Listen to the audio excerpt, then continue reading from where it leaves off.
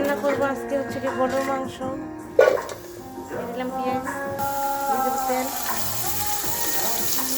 গরুর মাংস দিচ্ছি আর আলু দিয়ে গরুর মাংস জোর, পরিমাণ মতো লবণ। এবার পেঁয়াজটা ভালোভাবে ভাজা নেব। সব কিছুর মালিক মহান আল্লাহ তাআলা।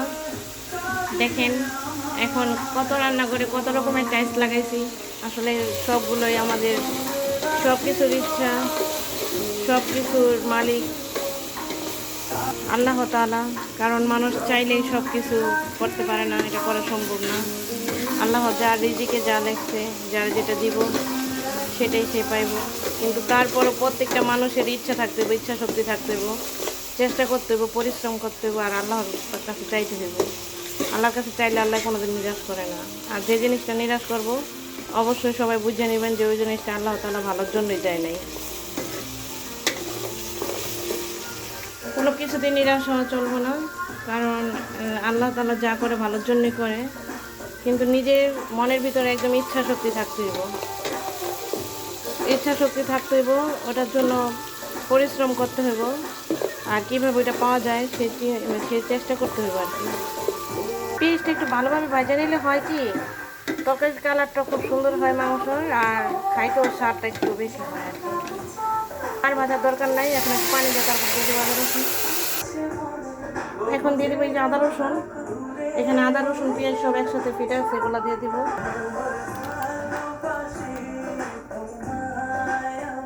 দিয়ে দেবো হলুদ ফাঁকি, পরে দিয়ে দেবো মরিচের ফাঁকি, মরিচের গুঁড়ো, লবণ তো আগেই দিয়ে দিছি। এবার খুব ভালোভাবে মশলাটা কষায় নেব। কষানোর মধ্যে দিয়ে দেবো এই যে তেজপাতা, দারচিনি, এলাচি, লং সব দিয়ে রাখছিলাম।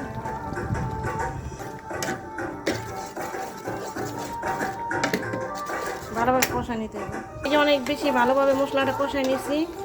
এখন দিয়ে দিব গরুর মাংস। আসলে গরুর মাংস একটা এরকম মাংস, এটা যেভাবে রান্না করবেন এটা খাইতে কিন্তু খুব বেশি মজা।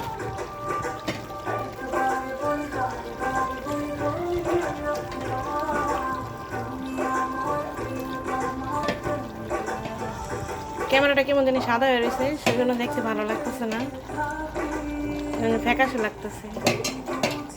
মাংসটা ভালোভাবে কষায় নিতেছি, ভালোভাবে কষায় নিয়ে তারপরে দিয়ে দিব হচ্ছে গিয়ে একটু হালকা একটু পানি। এখন দিয়ে দিব আলু।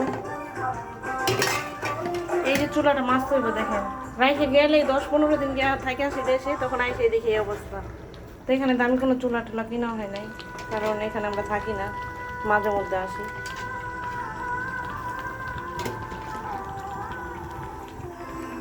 দুইটার মধ্যে দিয়ে দিলাম, একটার মধ্যে হয়ে যাচ্ছে না, এখানে আমার বড় কোনো হাঁড়ি পাতিল নাই, সেই জন্য দুটার মধ্যে দিয়ে দিলাম।